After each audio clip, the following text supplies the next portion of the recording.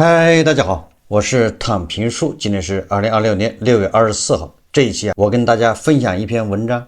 這個文章如果關心中國經濟的，都可以看一看。這個文章的作者叫邁克爾·佩蒂斯，這個人是誰？什麼來頭？根據這個介紹，他是卡內基中國非常駐高級研究員，作為中國經濟專家。佩蒂斯他還是北京大學光華管理學院的金融學教授，專門研究中國金融市場。这个邁克爾·佩蒂斯他2020年4月29號在卡內基國際和平研究院主辦的中國金融市場專欄發表一篇文章。他這個文章的標題就很有意思，叫中國的高質量投資產出在經濟上是否可行。我想很多人恐怕對這樣的話題還是比較感興趣的。我們看一看，作為中國經濟問題的一個專家，研究中國經濟問題的這麼一個外國人，光華管理學院的一個金融學教授，他是怎麼看待這個問題的？文章前面就寫到，他說中國快速的科技進步和一流的基礎設施常被用來反駁中國多年來系統性的過度投資非生產性項目的說法。事實上，過度投資的邏輯和眾多歷史先例表明，前者往往與後者不謀而合。文章說，他說，許多分析人士認為，圍繞中國經濟的爭論核心存在矛盾。一方面，一些人認為中國過度投資的規模越來越大，他們聲稱這種過度投資導致中國貿易順差飆升和債務負擔迅速增加，地方債與日俱增，而這兩者共同增加了中國經濟面臨類似日本那樣增長放緩的再平衡期的可能性。而另一些人則指出，中國出口蓬勃發展，已建成一些世界上最令人矚目的基礎設施，並取得了顯著的技術進步，在某些領域甚至趕上或者超越了美國。環球時報稱，他引用了環球時報的說法，他說中國是一個高速列車馳騁全國，電網覆蓋千家萬戶，工廠加工智能化和數字化轉型，平台重塑生產和分銷模式的國家。他們認為這些成就駁斥了中國經濟走上不可持續道路的觀點，因為一個經濟體不可能既因過度投資而陷入困境，又取得如此非凡的實際成果。按照胡錫進老師的觀點，那叫複雜中國。當然，環球時報前主編胡錫進老師雖然離開了環球時報，但是他的這個遺風是吧？他的這個基因深深的刻在環球時報的欄目裡面。但事實上，這並不矛盾，兩種說法都屬實，他們並非互相競爭的敘事，而是看待同一中國經濟的不同視角。這作者認為，這兩種說法，一個說沒有可持續性，投資規模過大。一個因為投資過大導致什麼經濟可持續發展，這兩種觀點，作者認為都屬實，是看待同一中國經濟的不同視角，就是你從不同的角度看，得出結論不太一樣。中國不斷增長的貿易順差、高質量的基礎設施以及技術進步，並不能反駁過度投資的說法，相反，他們或許恰恰印證了這一說法。諷刺的是，中國在為世界提供先進技術和基礎設施等禮物的同時，禮物打了引號，可能也付出了巨大的代價，最終甚至可能導致經濟破產。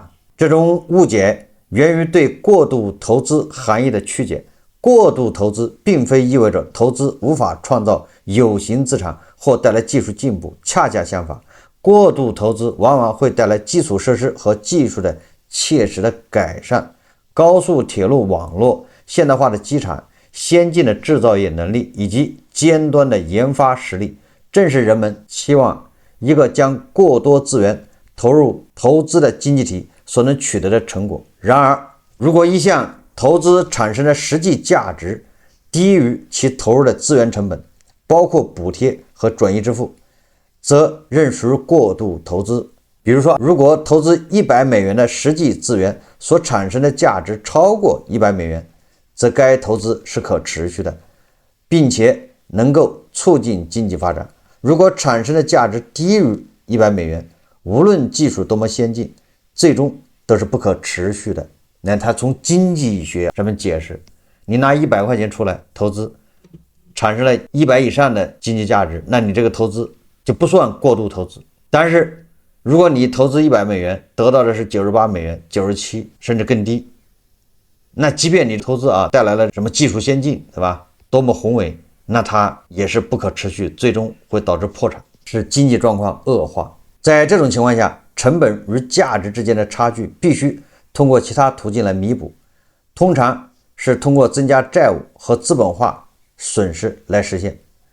最終，一旦債務增長速度不足以彌補新舊投資損失，這一過程就會停止。也就是你債務不能無限擴張你債務擴張，最後債務擴張的速度小於你這個折舊投資損失，那你就覆蓋不了，那就暴雷唄。屆時損失最終將以直接或隱性轉移的形式攤銷，並逆轉因資本化原始損失而人為創造的 GDP 增長。就是按你前面投資導致 GDP 增長，那由于這個過程你債務擴張到頭了，但是你的損失還在增加，那這個時候它就會反過來吞噬你的 GDP 增長。你前面那個 GDP 增長你現在買單，就這意思。文章說，什麼因素驅動中國投資？這並非近期才出現的問題，過去10到15年間，人們對中國投資的經濟可行性日益擔憂。主要原因是這一時期的大部分投資似乎並非由經濟的根本需求驅動，而是為了維持高水平的 GDP 增長而採取了政治手段，也就是大基建，各個地方政府搞大基建，這樣就帶動 GDP 增長， GDP 增長帶動就業，是這麼一個邏輯。因為儘管北京多年來不斷做出承諾，但始終未能加快消費增速，使其與 GDP 增速保持同步。也就是咱們消費是大家知道了嗎？今年5月份都是負的增長了，但是我們的 GDP 還是 4.8%、4.9%、5%的增長。你看問題就出来了，没有同步。高 GDP 增長目標實際上也意味着高投資增長目標，而後者更容易控制。你錢只要投下去， GDP 就有了，就更容易控制。正因如此，政府才如此重視維持高投資水平。也就是說，你想要得到一個高 GDP 的結果，那它只能通過高投資來控制這個 GDP。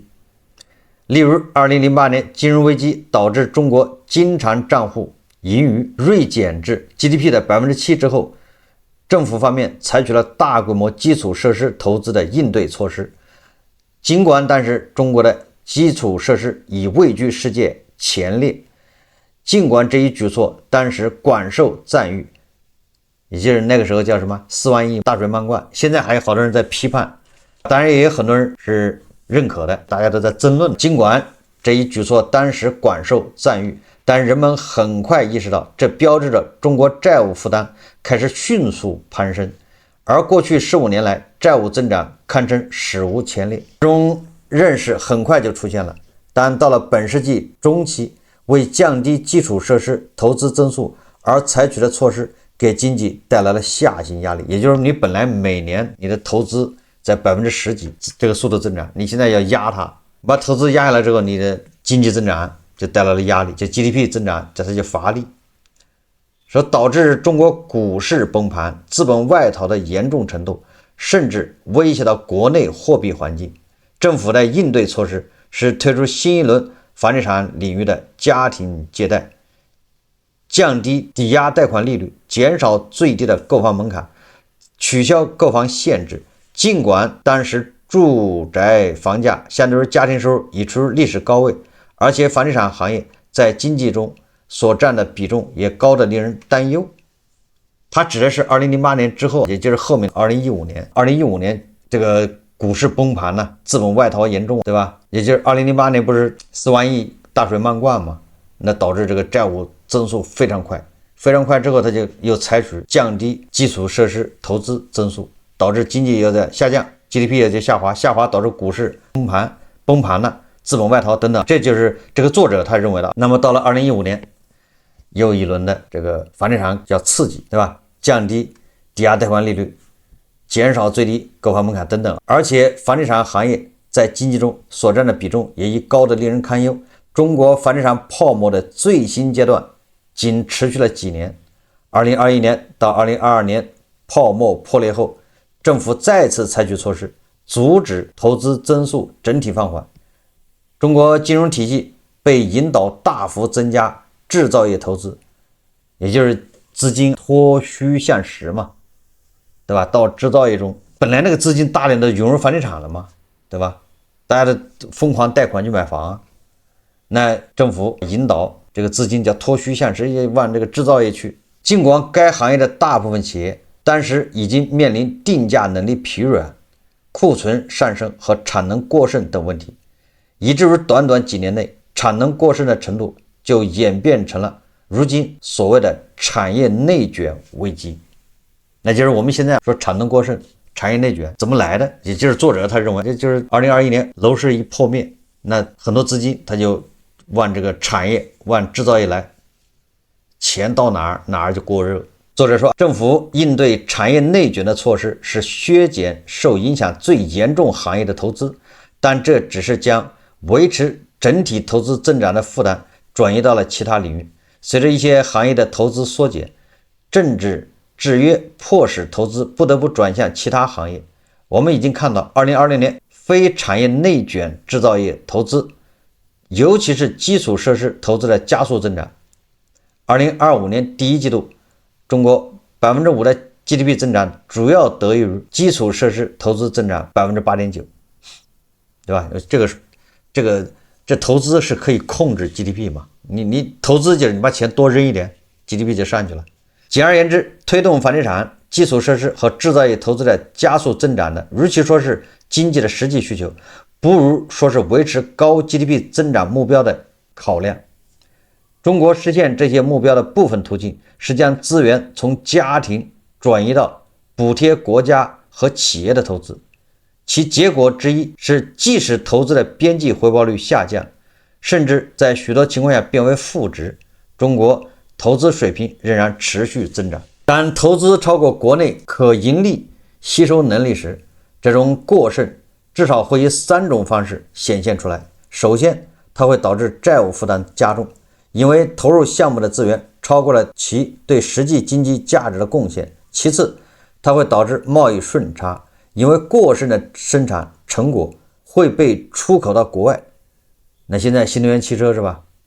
出口是一個月比一個多啊！我們6月份的出口恐怕又是一個亮眼的成績。那你看，作者說這都是國內產能過剩嘛，要轉移。第三個，由於部分資金來源於家庭轉移支付，它會阻礙消費占 GDP 比重的增長。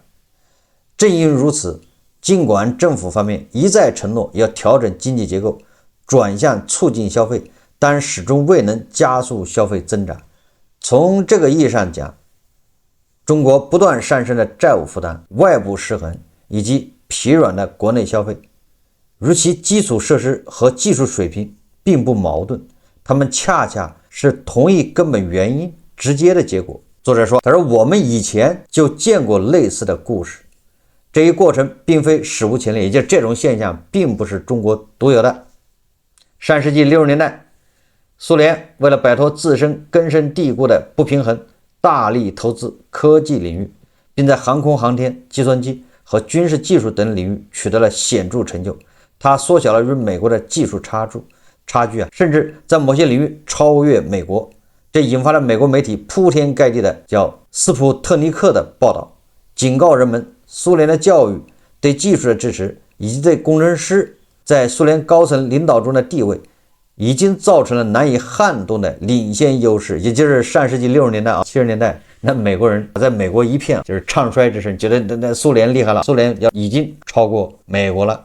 確實，你現在看看美國很多媒体也在渲染，對吧？也在炒作，或者也在報道，是吧？東大、印度已經超過美國了，真是這樣。美国很多媒体他已經在這麼宣傳，認為這個在很多領域，對吧？至少很多領域已經遠遠超過美國。上個世紀60、70年代也有這個現象。那個不同的主角是蘇聯。文章說，他說儘管蘇聯在科技領域取得了巨大的成功，大多數美蘇經濟學家都預測蘇聯將在20世紀80年代的某個時候在科技和經濟上超越美國，但這並沒有阻止隨後幾十年出現了嚴重經濟困境，不斷飆升的債務很快使蘇聯經濟脫軌，因為該體系難以消化低效投資帶來的成本。低效投資最終在20世紀80年代初經濟崩潰。低效投資就是你把錢投下去了，它沒有產出，你還要維護，這就是我們經常說的大山裡面的宏偉工程，對吧？那些跨越大山的橋梁，那個當然是有必要去修，對吧？改善生活，但是你那個都需要錢。你修完之後，如果你通過那个车流量，通過那個經濟發展能夠帶動經濟，那也可以。但是現在，對吧？你車流量非常低，現在也沒辦法帶動那些大山深處的經濟發展，那你這個投資，那就是純粹是吧？是把錢就沉澱在那兒，產生不了任何經濟效益。這種投資啊，你越多，那最終，對吧？你就要買單，拖垮經濟。就像那個高鐵站，很多高鐵站修得遠離城區，修好之後到現在它也不啟用，是吧？沒法啟用，就浪費在那兒。很多地鐵已經修到了郊區菜地，到了晚上運行的時候，只好，對吧？地鐵站的關着燈，又沒人了。現在這種現象越來越多，大家可以去關注這些報道，對吧？就連一線城市，北京、上海、深圳，現在地鐵也沒有10年前那麼擁擠了，沒有我那時候在北京上班的時候那種擠。當然了，你也可以說地鐵修得多了唄，是吧？公交更發達了唄，交通更順暢了唄，不擠是正常的，看你怎麼說。這個文章說，他說同樣，巴西在20世紀70年代實施了一項大規模的基礎設施投資計劃，使其擁有了當時發展中國家最先進的基礎設施。當時的美國和歐洲媒體對橫貫亞馬遜河的公路、大型水電站以及鏈接聖保羅、里約熱內盧、巴西利亞和其他主要城市超現代化城市高速公路給予了高度評價。但到了20世紀70年代末，越來越明顯的是，這些投資大多在經濟上不可行。巴西經濟活動迅速增長，但支撐這種增長的債務也迅速增長，因為實際經濟價值的創造未能跟上公布的 GDP 增長步伐。當外部融資環境收緊，巴西20世紀80年代陷入了債務危機，不得不進行長達10餘年的痛苦調整。好，這個作者說，他說日本或許是與中國最為相似的國家。上世紀80年代，為了提振國內消費，日本大力投資基礎設施和科技，打造了世界一流的工業能力和全球頂尖的基礎設施，並縮小了與美國的科技差距，甚至在一些高科技領域超越了美國。日本的成功如此顯著，以至於在許多高科技消費品領域都佔據了不可撼動的領先地位，並被廣泛預測將在20年內從技術和經濟兩方面超越美國。當時的美國媒體充斥着各種貶損性的報道，將日本高質量的基礎設施和建設流程與美國相對落後的基礎設施、日本的技術優勢、日本死記硬背式教育體系。這個作者認為日本人是死記硬背式教育體系啊，那我感覺怎麼好像說的是印度呢？那印度刷題那算什麼？死記硬背式教育體系優勢，以及日本偏愛工程師而非律師等現象進行對比。那印度現在也是，就是有一陣子不還說不要文科了嗎？把文科全砍掉，對吧？這只要工程師，只要學理科的。這個我記得去年是吧？這個聲音特別大，咱們當時還做了個節目是吧？有一陣子就有這聲音呢，就把文科不要了，對吧？這個文科生不僅創造不了價值，還搗亂，對吧？這個思想變得更加混亂，吃飽了飯沒事幹，所以文科要怎麼樣？但是社會上對文科是，對吧？痛斥。那日本曾經也出現過這個現象，所以說這個作者這麼一介紹，我們發現原來是不是經濟發展都會遇到這種過程呢？說日本也是偏愛工程師而非律師啊！現在你要在國內說你是學文科的，那好多人就簡直就是侮辱別人了，簡直你給國家拖後腿。這作者說，但如此同時，債務激增，關於無盡列車的討論也日益增多。日本的基礎設施和科技實力的確令人嘆為觀止，但一旦計入補貼和間接費用，其成本也同樣驚人。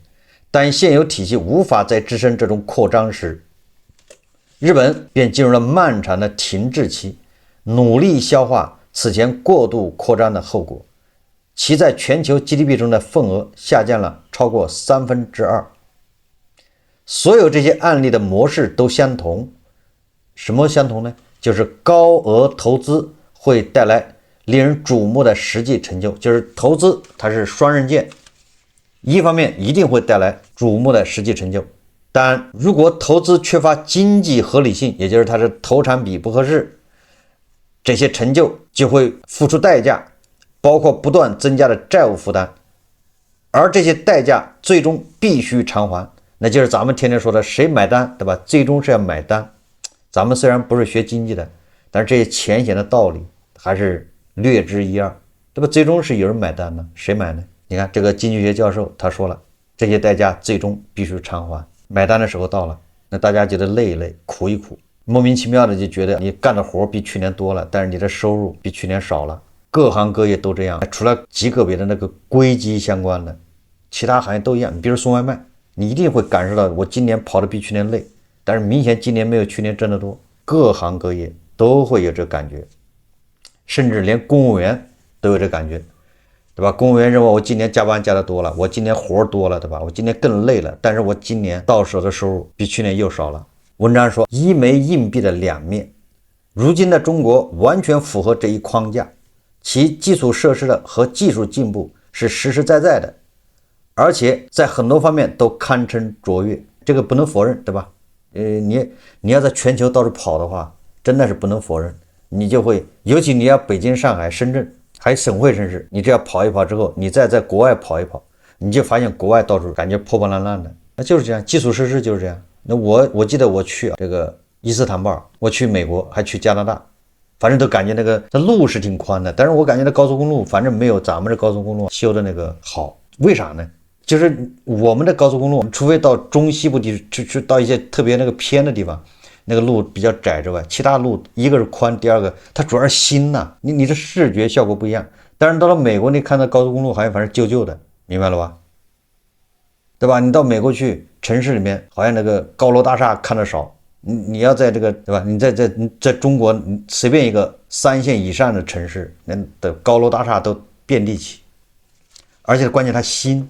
所以我去了台北，我就感覺台北還有台灣什麼花蓮那些地方，就我真感覺跟那個咱們很多西南的那些什麼小縣城差不多，像老街，就這種感覺。所以台灣人跟我說，我在台灣去，他们跟我說，他說你知道嗎？我們這兒30年前就這樣，30年沒有變過，他們30年沒有變過，那就當然就舊了唄，對不對？所以中國在基礎設施這塊可以說是日新月異，但問題是代價呢？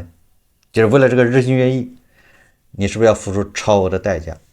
也就是我們要一方面基礎設施和技術進步是實實在在的，而且在很多方面都堪稱卓越，但這不能否定中國過度投資的說法。恰恰相反，對一個如此高度重視投資的經濟體而言，這些成就正是人們所預期的。真正的問題不在於中國的投資是否產生了高質量的產出，顯然已經產出了。其實作者認為他已經產出了，但他認為這不是問題，問題在於創造的價值是否超過了成本，也就是咱們說投產比是不是合適，不要說超過成本，也就是你只要目前你的投入產出能夠覆蓋它的利息，能夠覆蓋它的運營成本，你都算是合格的，因為債務可以往後移嘛。無非我們就像美國一樣的，我們把債務往後滾得大一點，我的現金流，對吧？能夠保持它的運營，保持它的維持它。你高速公路你還得修，大橋也一樣，那大橋你不得維護嗎？還得修，那你投入的成本、本金還有利息，对吧？那這些你都能覆蓋，那你這就算合格。現在連這個都很難，所以說作者說，他說真正的問題不在於中國的投資是否產生了高質量的產出，作者認為已經產生了高質量的產出。但是這個真正的問題是在於創造的價值是否超過了成本。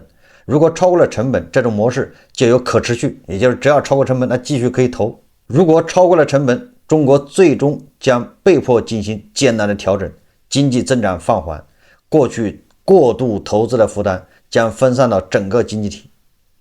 從這個角度來看，關於中國走向破產和中國創造驚人基礎設施和科技進步這兩種敘事其實並不矛盾，他們很可能是一枚硬幣的兩面，也一體兩面，對吧？這面看到是成果，是好的，那邊是代價。當成果慢慢消失，那全是代價了，那就要買單，對吧？如果說代價在縮小，成果在越來越大，那這就是可持續，可以繼續往下幹。這就像拔河比賽一樣的，描述了同一個根本現實的不同方面。一個通過投資取得巨大收益的經濟體，但最終必須面對這樣一個問題：這些收益的代價在經濟上是否合理？那好了，就是我們舉個簡單的例子，因為这是非常複雜的經濟學啊，那我們沒必要搞得那麼累。就是我們所以咱們什麼叫深入淺出呢？深入淺出就是舉最簡單的例子，讓大家最容易去理解，对吧？或許它不那麼準確，不那麼完美，但是有助於我們理解。那最簡单的例子就是俄羅斯對烏克蘭發動的這個侵略戰爭，俄羅斯的 GDP 也在漲，俄羅斯的 GDP 也就今年稍微差點，前4年遠遠超過歐盟，那比烏克蘭更高，对吧？這就是很多，對吧？這個愛俄人士說的越打越有錢，對吧？它 GDP 增速還挺快的，对吧？我們也不能說它的 GDP 就是造假，我們就認為它都是真的，而且有的这個 GDP 數字啊是這個國際機構給的，對吧？是什麼國際貨幣基金組織或者是世界什麼央行給它統計的，它的增速就是比歐盟快。那問題就來了，怎麼越打還越有錢呢？俄羅斯在軍工方面的投資加大，對吧？調動全國的資源往軍工這樣集中，然後 GDP 對吧？這軍工這樣過熱啊 ，GDP 投的非常，它只要一投資 GDP 就起來了嘛，對吧？生產了大量的炮彈、導彈、無人機。按理來說，這東西如果你要賣到國外去了，是吧？你是$100生產的，整個的成本是100，你賣出去200，你還賺了100，那你這個經濟可持續，你這個 GDP 增速，對吧？可以往下去。這個能理解了吧？結果他把這個導彈在烏克蘭給炸掉了，他沒回來200塊，對吧？那100塊錢沒了，炸掉了。那你說他這能持續嗎？這拍拍腦門也明白，對不對？它持續不了。雖然當時的 GDP 好看，一下起來了，但是它這個叫不能持續，它總有一個臨界點，到了那個臨界點它就崩了，沒辦法再投入了。所以這就是為什麼大家老是說這個俄羅斯要崩潰，經濟要崩潰。也很多愛俄人士說，你們都已經唱空俄羅斯唱了5年了，俄羅斯經濟也沒崩潰，是誰也不知道是什麼時候崩溃，但是道理就在這擺着了，就這麼投下去，它遲早是要崩潰的，對吧？也就像這拔河比賽嘛，它這邊 GDP 挺好看，但是那邊它也買單，這個窟窿越來越大。那反映到咱們這兒，實際上就是我們的很多宏偉的工程，它投下去一投 GDP 就起来了，但是這個工程你投了，比如投了100億。你每年利息大概是4-5個億，這肯定是有的，對吧？貸款嘛，我們就按銀行貸款5個億，那你這個運營，對吧？維護還要錢呢，你恐怕運營維護要10%，就是你要是100億的這個資產，運營維護你恐怕要10個億，你折舊呢，對吧？像這宏偉工程，我們就按30年折舊吧，一年也得3個億。也就是說，你七七八八加起來之後，你發現你一年不要說本錢，你一年至少要掙20%。100億的這個工程錢花下去了，你一年產生的這個利潤，對吧？比較利潤的就是收入，你至少有20億，那你才能繼續維持下去，直到我們舉債舉到不能再舉了，對吧？這個資產負債率達到60%、70%，到了幾年不能再舉了。你看這個賬就這麼算的。如果你說我這個扔下去之後100億，它沒有回頭錢。或者一個月一年回來的也就是3-5億，你把銀行利息還上，那你還要維護，還大量的錢，它變成一個資金黑洞，你還往裡扔錢，對吧？你本金100億扔進去之後，你每年還要往裡扔錢，那你說這個你能持續嗎？這個你債務很快就到頂了，對不對？這就是為什麼地方債它都扛不住了，各個地方投了大量的這樣的事情，對吧？我這說的還不包括爛尾的，說你這個5個億投下去啥也沒有了。爛尾，對吧？假設你工程都完工了，都是按質按量，那你收益達不到，日積月累，对吧？你這樣的項目越多，那你為了買單，對吧？這很簡單。所以說這個佩蒂斯他這個文章實際上就告訴我們，你 GDP 投下去了，對吧？不是你投資投下去了，肯定是有收穫的 ，GDP 也會有，完了之後你基建也好看了，你甚至你的技術會超過別人某些方面，對吧？但是這個就是。也就是說，我們老說的不惜代價，你不惜代價取得的成就，那牛马和韭菜就是那個代價。因為未來買單也還是牛馬和韭菜啊。所以這樣說的話，如果我們更進一步來說，如果我們在人工智能 AI 這塊取得的成就越大，某種程度上意味着牛馬要買單的可能性就越大，要買的單就會越多。當然了，這都是個人觀點啊，僅供參考。大家還是感恩吧，感謝感激。好，這期節目我們就聊到這裡，感謝大家收看。如果喜歡我的節目，歡迎訂閱評論，謝謝大家。